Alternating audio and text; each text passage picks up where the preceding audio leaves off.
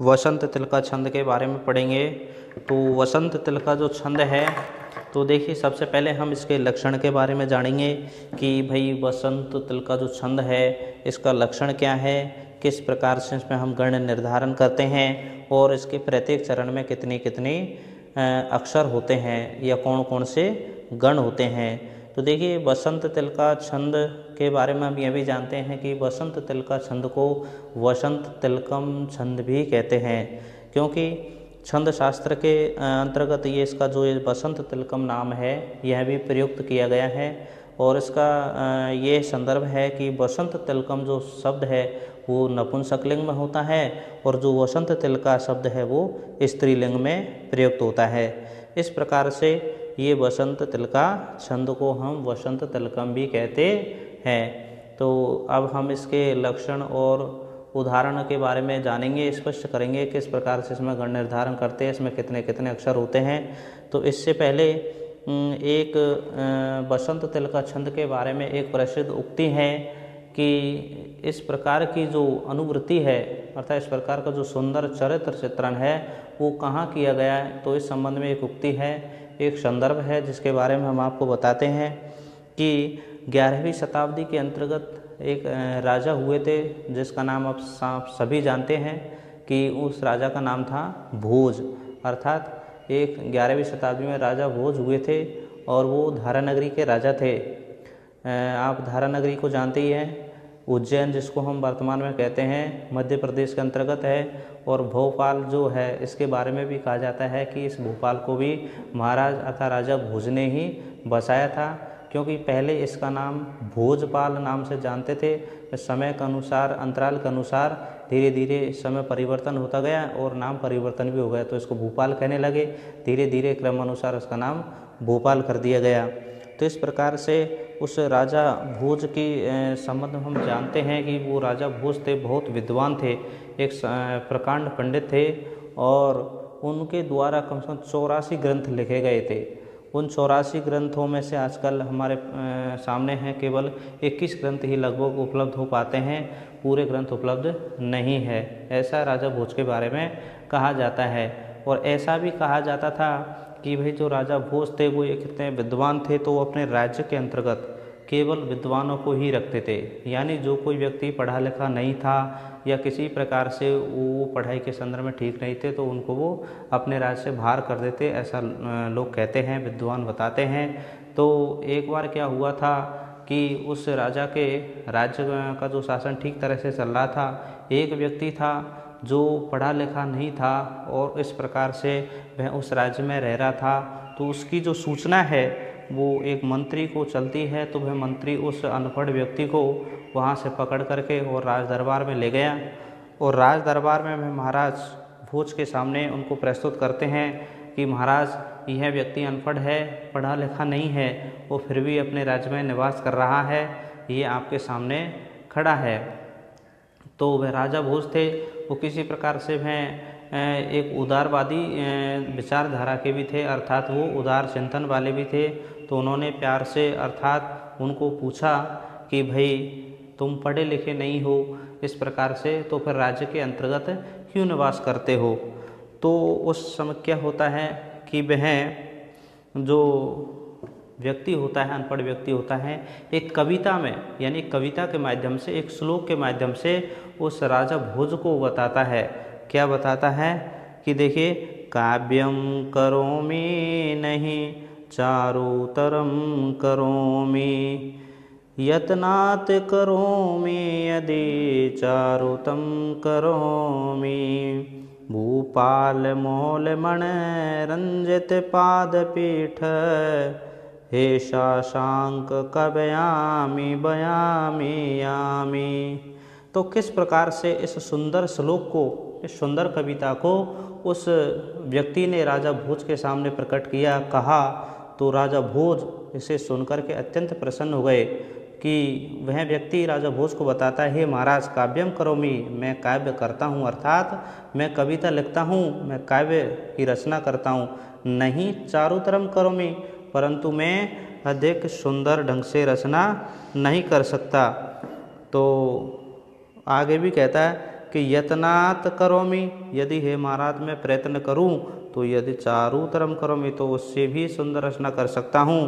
भूपाल मोल मनरंजित पादपीठ, तो ये राजाओं के संबोधन में किए जाने वाला शब्द है, ये पंक्ति है पूरी। तो कहा कि हे महाराज मोल मणिरंजित पादपीठ, मोल का मतलब होता है आपके राज मुकुट में जो मणियाँ जड़ित होती है उनसे जड़ा हुआ ये आपके पैर रखने का पीठ। हे शाशांक कव्यामी, मैं कविता करता हूँ, बयामी मैं कपड़े भी बुनता हूँ, यामी हे महाराज अब मैं जाता हूँ। यानी इस प्रकार से वो सुंदर इस रचना को महाराज के सामने प्रस्तुत करते हैं तो महाराज अत्यंत प्रसन्न होते हैं और इस प्रकार की रचना को सुन करके और वह उस व्यक्ति को पुरस्कार भी देते हैं, सम्मानित भी करते हैं, इस प्रकार से उनको भेज देते हैं। तो अब ये संदर्भ को हमने जाना, परंतु इस उक्ति को हम देखते हैं तो उस व्यक्ति ने जो प्रसिद्ध इस कविता को अर्थात इस श्लोक को कहा तो कौन से छंद में था? ये बसंत तिलका छंद का ही एक उदाहरण है जो अत्यंत सुंदर और एक किस प्रकार से शब्द गुंठन करके और उस व्यक्ति के द्वारा ये रचा गया। तो हम इसमें देखते कव्य चौथे चरण में देखिए कव्यामी, कव्यामी के कै को छोड़ करके बयामी, बयामी के बै को छोड़ करके यामी, यानी कव्यामी कविता करता हूँ, बयामी बुनता हूँ, यामी जाता हूँ। यानी हे महाराज मैंने अब संपूर्ण परिचय दे दिया, मैं जा रहा हूँ। किस प्रकार से मतलब उस राजा को सुंदर उक्ति के माध्यम से समझाया तो राजा प्रसन्न होते हैं और उसको पुरस्कार प्रदान करके भेज देते हैं। तो इस प्रकार से ये जो वसंत तिलका छंद की प्रसिद्ध उक्ति है जिसको हम जान सकते हैं, इसको याद कर सकते हैं और उस उदाहरण के रूप में लिख सकते हैं। तो इस प्रकार से इस बसंत तिलका छंद के बारे में हमने आपको बताया। अब आगे हम इसके लक्षण के बारे में देखते हैं कि बसंत तिलका छंद का लक्षण क्या है। तो देखिए इसका लक्षण है उक्ता वसंत तिलका तभ जा जगौगे। उक्ता माने कहा गया है, वसंत तिलका माने वसंत तिलका छंद। कहाँ पर कहा गया है कि तभ जा जगौगे, कि जिस छंद के प्रत्येक चरण तब, त का मतलब तगण, भय का मतलब भगण, जा का मतलब जगण, फिर जय का मतलब जगण और गौ ग का मतलब दो गुरु। यानी जिस छंद के प्रत्येक चरण के अंतर्गत तगण, भगण, जगण और ये एक जगण यानी दो जगण और दो गुरु होते हैं उसे हम वसंत तिलका छंद कहते हैं। तो देखिए तगण, तगण के बाद में अपन का आता है भगण और फिर जय जा अर्थात दो जगण और दो गुरु। इस प्रकार से ये हमारा वसंत तिलका छंद का लक्षण है। तो इसके पूर्ण लक्षण को हम समझ सकते हैं कि जिस छंद के प्रत्येक चरण के अंतर्गत तगण, भगण, दो जगण और अंत में दो गुरु के साथ साथ 14 अक्षर होते हैं उसे हम वसंत तिलका छंद कहते हैं। तो ये आपके सामने देखिए उक्तः वसंत तिलका तवजा जगौ गे, ये वसंत तिलका छंद का लक्षण है। इसको हमें ठीक तरह से याद कर लेना चाहिए। फिर आगे चलते हैं। इसके देखिए हिंदी अर्थ भी आपके सामने लिखा हुआ है, इसको देख करके आप और अच्छी तरीके से याद कर सकते हैं। यानी जिस छंद के प्रत्येक चरण में तगण, भगण और दो जगन तथा अंत में दो गुरु वर्ण होते हैं उसे और प्रत्येक चरण में 14 वर्ण होते हैं उसे वसंत तिलका छंद कहते हैं। अब हम इसके लक्षण को देखेंगे किस प्रकार से छंद का लक्षण है। तो ये अभिज्ञान शाकुंतलम का उदाहरण है। तो इस अभिज्ञान शाकुंतलम क्योंकि हमारे जैसे पाठ्यक्रम में है तो वो अभिज्ञान शाकुंतलम के ही छंद आते हैं, लेकिन हमें यदि किसी भी छंद का लक्षण उसकी विशेषताएं याद है तो हम किसी भी प्रकार के श्लोक में हम उसका निर्धारण कर सकते हैं गणों के माध्यम से। तो ये है लक्षण उदाहरण आपको देता है, तो हमको लक्षण उदाहरण लिखने होते तो लक्षण केवल हमको अपने पाठ्यक्रम का ही लिखना होता है। इसलिए ये बहुत ही सुंदर श्लोक आपके सामने है, इसको आप याद करने में भी आसानी रहेगी और इसको हम गणों के माध्यम से निर्धारित करते देखते हैं किस प्रकार से। तो रम्यानि वीक्ष्य मधुरांश्च निशम्य शब्दान पर्युत्सुकी भवति यत् सुखितोऽपि जन्तु तच्चेतसा स्मृतिनूनम् अबोधपूर्वं भाविष्ठिराणि जनान्तरसौरदानि। तो किस प्रकार से यह आपके सामने ये वसंत तिलका छंद का उदाहरण है। तो इसके प्रथम चरण में हम देखते हैं। तो देखिए सबसे पहले आपके सामने है जो रे है, तो रे के बाद में अपन का क्या आया है, आदम में आया है। तो ये जो रे है ये बड़ा हो जाएगा, है ना। तो अपने बड़े मात्रा के लिए अब अग्रही चिन्ह लिख दिया। अब दूसरा या है, तो या बड़ा है तो इसका बड़ा का बड़ा, न छोटा है तो छोटा रख दिया। अब ये देखो ताराज, ताराज, अब ये हमने, अब अगर हम पे ये नहीं आता है कि भाई ये कौन सा गण है, तो मैंने आपको प्रारंभ में जो छंद का परिचय था, गण व्यवस्था थी, उसमें आपको एक श्लोक बताया था, कमस त्रि गुरु त्रिलघुश्च नकार वहादि गुरु पुनरादि लघुर्य जो मध्यगतो गुरु रल मध्य सो अंत गुरु अंतस्त लघु। तो देखिए अंतस्त लघु, तय, तय में अंतिम वर्ण होता है वो लघु होता है, यानी दो वर्ण बड़े होते हैं और अंत में लघु होता है, तो ताराज हो गया। तो इस प्रकार से रम्यानी में कहा तगन। आगे बी में बड़ा है तो बड़ा रख दिया, ख के बाद में यह छोटा है तो यह रख दिया, फिर मैं भी छोटा है। तो इस प्रकार से यहाँ तक क्या हुआ, बड़ा छोटा छोटा यानी भगन में। तो भादि गुरु, भादि का मतलब भय, जो भगन है उसमें आदि वर्ण गुरु होता है और बाद के लघु होते हैं, तो भगन हो गया। फिर धय, ये छोटा है, ऊ लग रहा है तो छोटा रख दिया हमने।